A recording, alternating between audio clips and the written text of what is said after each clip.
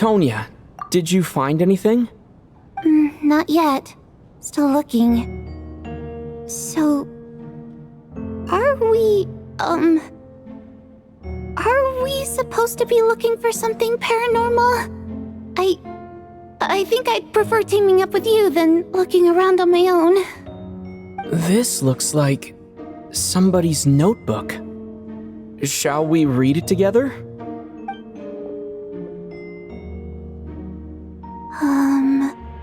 Well, it doesn't look scary or anything, so I guess it should be fine. Alright, let's read it together.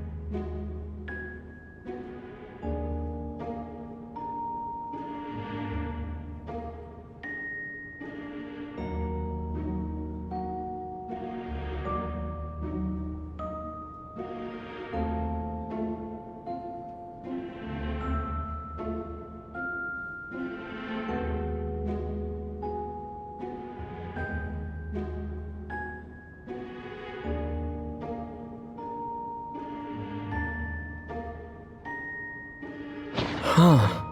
This has to be Vodyanitsa's writing, surely. Maybe it's a little rude for us to peek at this. I feel like I just read someone's secret diary by accident. It sounds like she's writing this for her parents, right? I don't understand. Why put this stuff in a notebook instead of mailing it in a letter? Because her water imp parents belonged to the aristocracy, who were driven out of Snezhnaya by the Tsaritsa long ago. And now they live somewhere new, where the postman can't get to. We're sorry!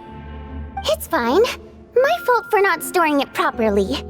I can't leave things lying around and expect them to get ignored when everyone's scouring the place for clues. Alright, give me my notebook back. I'll take over the investigation in this room.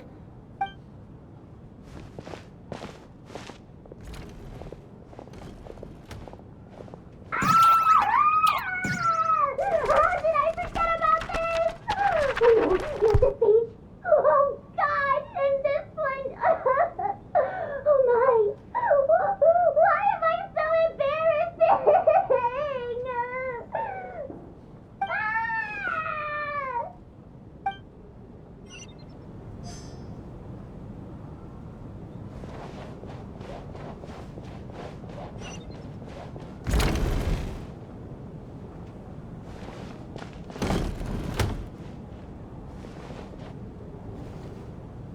Valeri, come take a look at this. You too, traveler. Some sort of notebook. What is it for? It's the on-duty logbook for the theater. Kulish was the main person to use it. He mostly used it to record any unusual incidents during a show, audience numbers, exit times, and so on.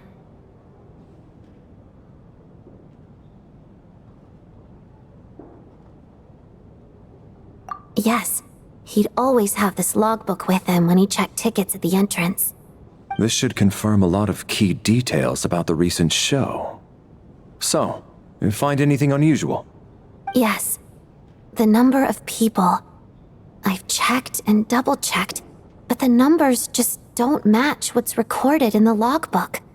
Apparently, we have an extra person among us. Are we certain that logbook is accurate? Could someone have sneaked in without buying a ticket or something? Unlikely. Kulish took his duties very seriously. I've rarely seen any errors in his work. Not to mention that this was a dress rehearsal, meaning smaller audience numbers and tighter ticket restrictions than usual. Everything would have been well within his control. We no longer have our tickets with us, do we? They got collected on entry.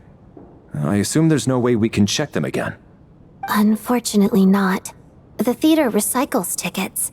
Once people are in the door, they don't tend to leave until the show ends, so we collect the tickets at the point of entry.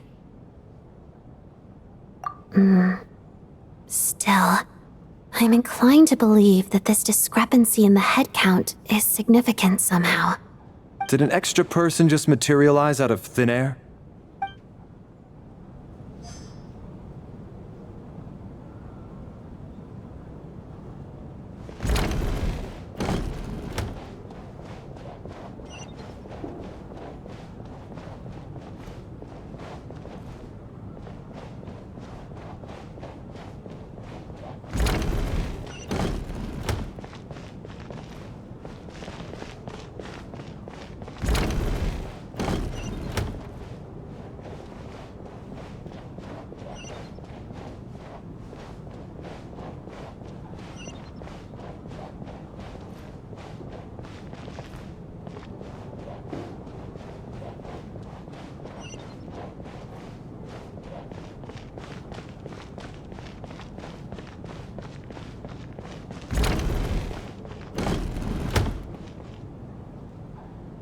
Ah, Traveler. Since you're here, come take a look at this. Alosha found it. We're both curious to hear your perspective. It appears to be an investigation report. And the focus of the investigation was the rumors of haunting we heard about earlier.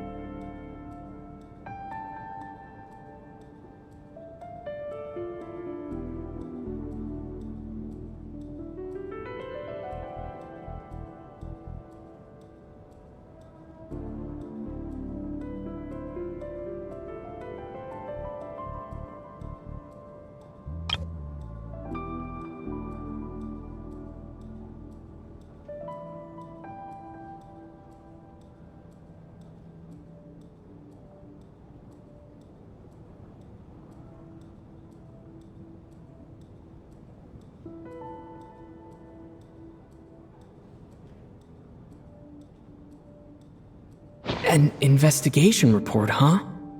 Looks quite old. This person's name looks to be of Sumeru origin to me. Was the investigator from Sumeru? The theater manager must have hired an investigator once specifically to look into this issue. But it doesn't look like anyone ever looked at the report.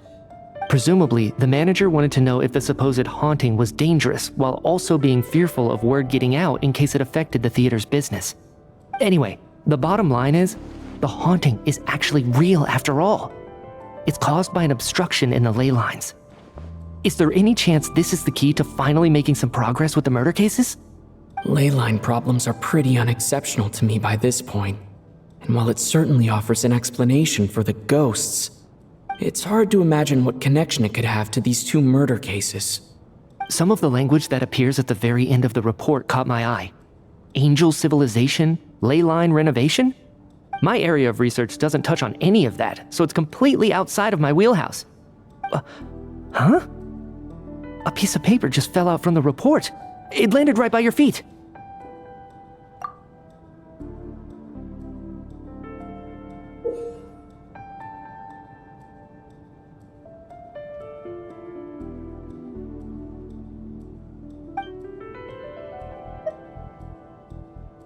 How unnerving. It was tucked inside the report, so it must be a note left by the author. Death is near. Is that supposed to be what's going on here? With us in the theater? But if so, how did the author foresee it? Could he predict the future somehow? Maybe things are more complicated than we thought. No, wait a second. If we take the report and the note at face value, they completely contradict one another. The report definitively concludes that the hauntings in the theater are harmless and cannot affect the real world. But the note seems to be warning of potential danger. The question is, what exactly does the note mean by death?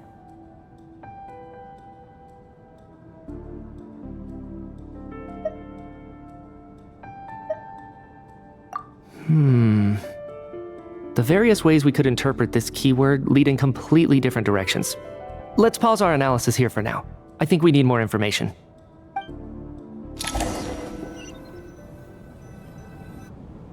If we take all this together, it's not impossible, is it? If anything, it's the natural conclusion. Oh, I beg to differ. This sounds to me like a product of a researcher's vivid imagination. And perhaps it's because I'm still viewing this through the lens of a typical murder investigation. But still, I'm struggling to be persuaded by your theory. Does it really sound that far-fetched? Alright, well, let's treat that as speculation for now. I do agree with what you've said, so let's go with your idea for now. Good. Okay, now that we finally have some meaningful leads, I think it's time to reconvene. Let's get the others.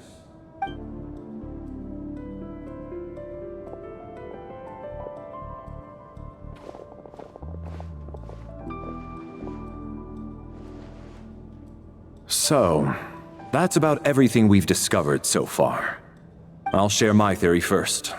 Based on what we've learned from the logbook, I believe the extra person among us is most likely the killer. If the killer had simply bought a ticket, it would have greatly increased the risk of their identity being exposed.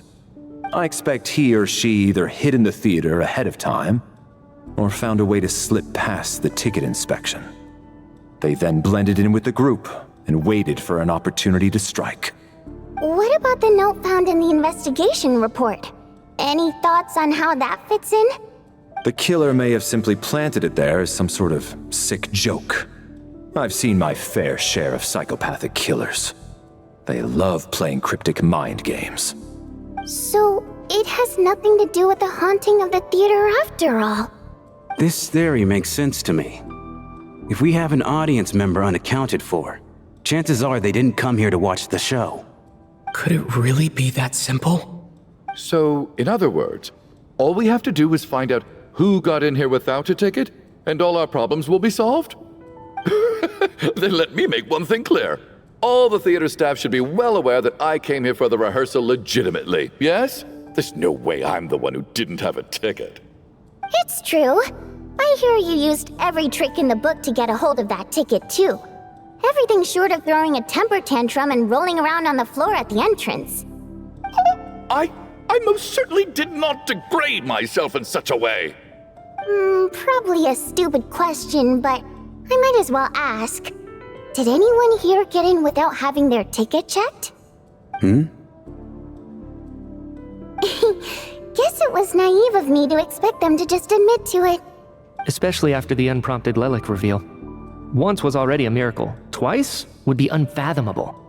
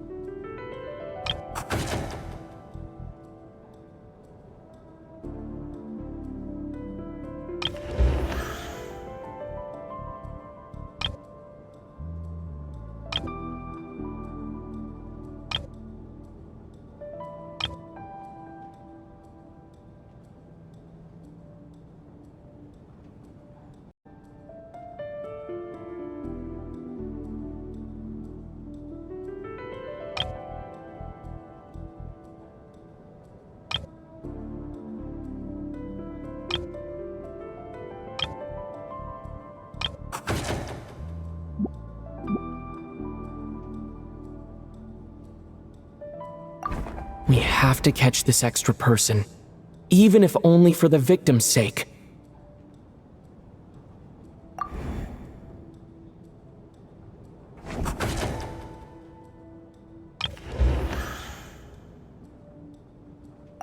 As things stand, the audience head count doesn't add up. I guess we can rule out the theater staff members.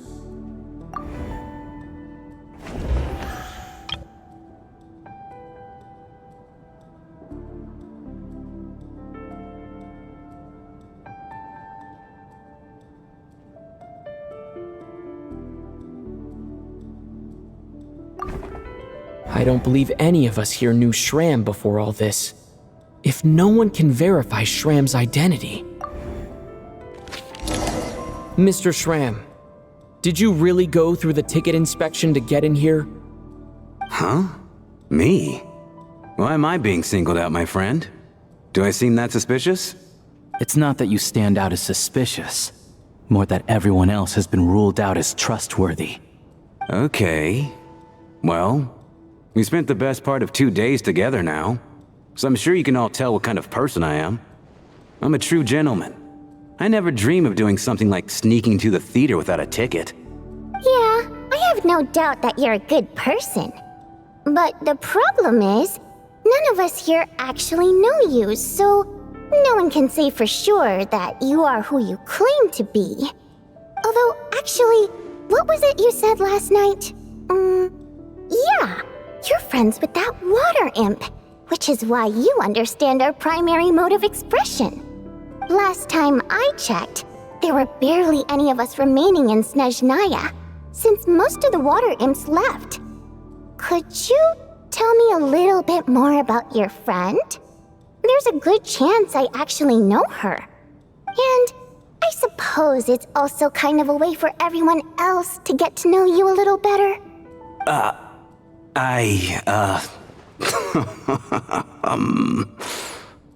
Good grief. Are you blushing? Pull yourself together, man. Stop giggling like a teenage boy. It's revolting. Hey, revolting is a little strong.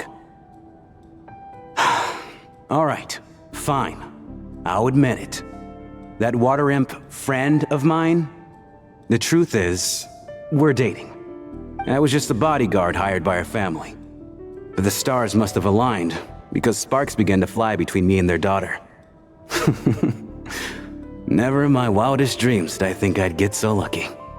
We don't need details. Just get to the point. Okay.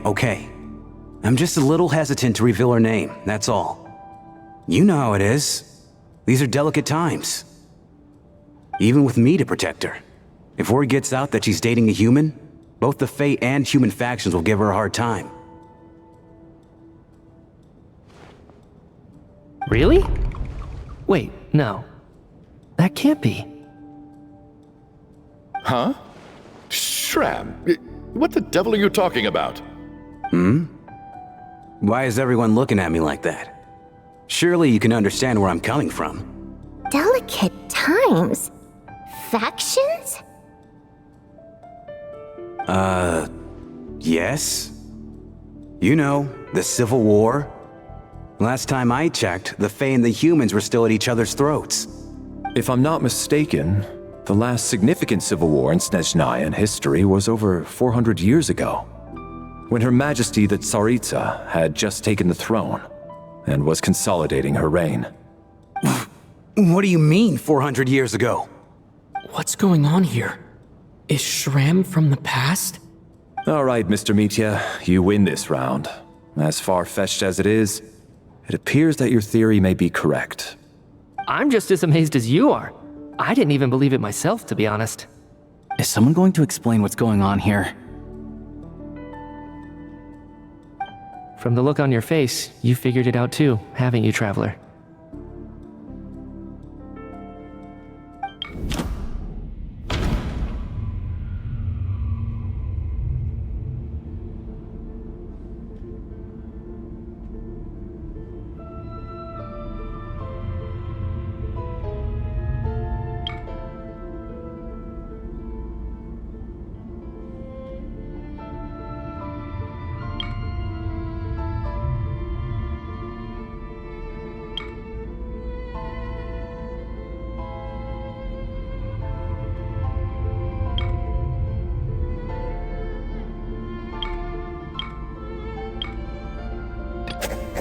Vodianitsa's private letter touches upon the history of the Water Imp aristocracy's exile, but reveals that seems to be the case. Shram's the extra person, but there's no... No. The truth lies within the theater's ley lines have been modified to block souls within its grounds from returning to them. Some souls can even wander this place forever. Mr. Shram's statement proves he is from hundreds of years ago. And according to the investigation report on the theater hauntings, Mr. Shram is very likely a lost soul wandering the theater.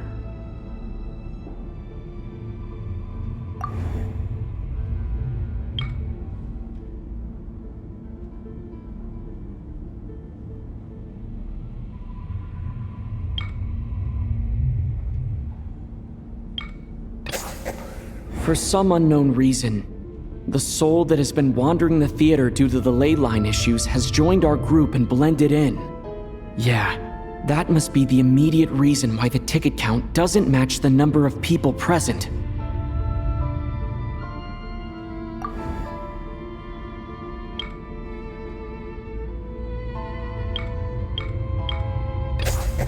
The contents of the investigation report have been verified.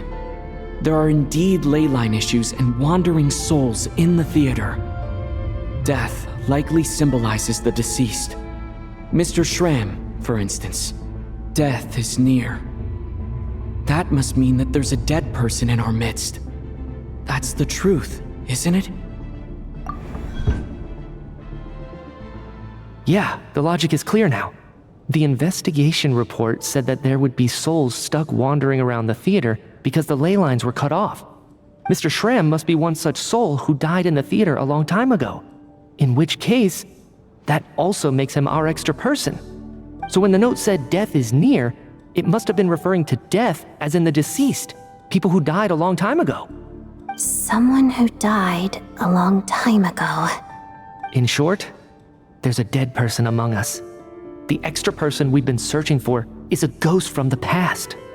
You mean I'm a ghost? No. Don't make jokes like that, my man. There must be some mistake. But even if I was dead, I know for a fact I didn't kill anyone these past 2 nights. Yeah, even if all that's true, the report also said the souls inside the theater can't affect reality, right? They're harmless. Then what if the problem isn't the souls at all, but the ley lines themselves? The ley lines have a powerful ability to attract and devour souls. Let's say that the ley lines are like a black hole, constantly seeking to engulf souls. but the souls that don't want to return are trying to avoid being sucked in. Why does this analogy sound so familiar? What happens when the black hole can't achieve its goal? I'm only speculating here, but what if it ended up swallowing innocent souls by mistake, or intentionally taking other souls to compensate? That could explain why we weren't able to determine a cause of death. If you're right, and their souls were devoured by the ley lines, it does make some sense. It does seem to explain a lot of the things we couldn't make sense of. Does that mean it's true? Except there's no concrete evidence. Mitya's relying on a lot of logical leaps. Still, it seems like the best explanation we have under the circumstances. Alright, so how could Shram not know that he's dead?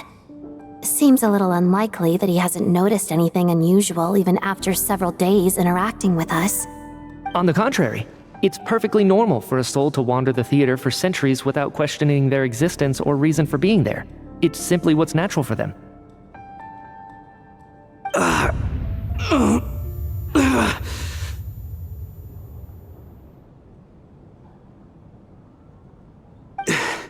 You know what, Mr. Brainiac? I think you might actually be right after all. I'm trying to remember and... even though my head feels like it's going to explode, I think... it's all coming back to me.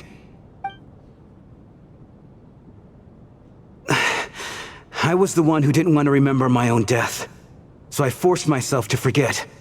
Well, I'm sure those are painful memories. My lady and I snuck out to go on a date one day. We bought tickets for the theater. It wasn't really my thing, but I was just happy to be together. All of a sudden, a group of people burst into the theater, shouting for all the water imps to get out, performers and audience members included. It was clear the conflict between humans and Fae had reached a boiling point. This time, the extremists were even coming after the water imps who had nothing to do with the war. I thought I could pull one over on them, so I took off my jacket, draped it over my lady, and tried to sneak out amid the chaos. But I got caught. They started shouting, calling me a traitor to humanity. But I was going to do whatever it took to buy our chance to escape, no matter how many people stood in my way. I had to, both as their bodyguard and out of love. It's all right, friend. You can stop there if you want. You don't need to dig all that up again. It's just... even now, I'm still struggling to accept the truth. How could I be dead? I'm sorry, everyone. If I'd known I was a dead man walking, I wouldn't have dragged you down with me. If I'm the cause of all this death, then punish me however you see fit. But, Mr. Shroom... No. I refuse to be a burden. I know what I have to do.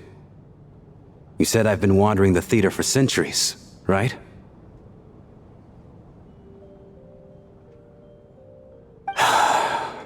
I guess it's high time I got a breath of fresh air. Out there, I mean. I'll leave this place, and take all this death with me. Go out on my own terms. Mr. Shram, I'm sure we can figure out a different course of action. My good sir, we both know I'm not supposed to be here. I should have accepted my death long ago. One way or another, this has to end. Unless you're saying this goes against another one of your military principles somehow. No, I'm speaking on a personal level this time. Let it go, man. Oh, wait. One last thing. Miss Waterimp. My lover. Her name was Litia. Litia Ozarova. Do you know what happened to her? Ozarova. Oh, Auntie Ozarova. That's what we all called her. I remember her as a very kind elder. She had a bunch of kids, too. I'm so glad she survived. And she had lots of kids? Good. That's good. I could hardly expect her to stay single just because of what happened to me, right? As long as she went on to be happy, that's all that matters. Besides, I'm dead. My soul has been wandering around here for so long because I was worried about her. But now, I can go without regret. There's no need to see me off, my friends. I've enjoyed our time together over these past few days. Perhaps we'll meet again in the next life.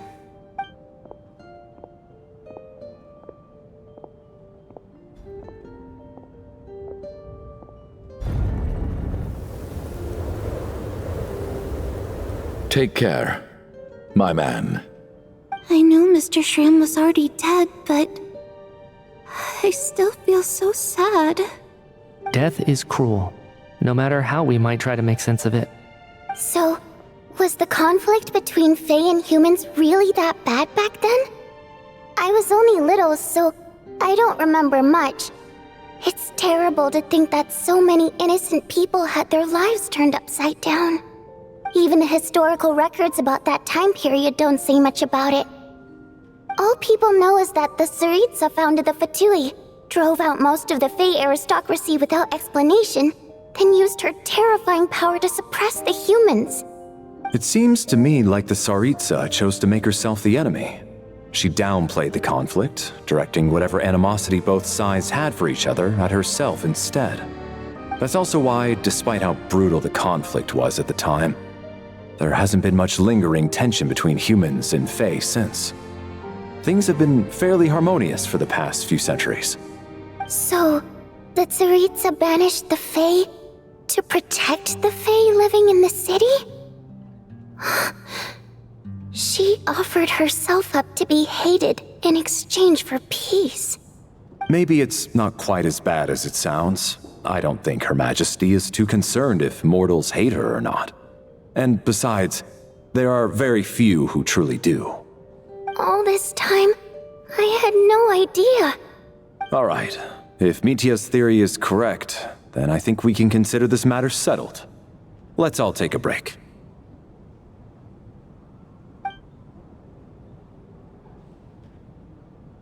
Ugh, if only this blasted storm wasn't still raging on.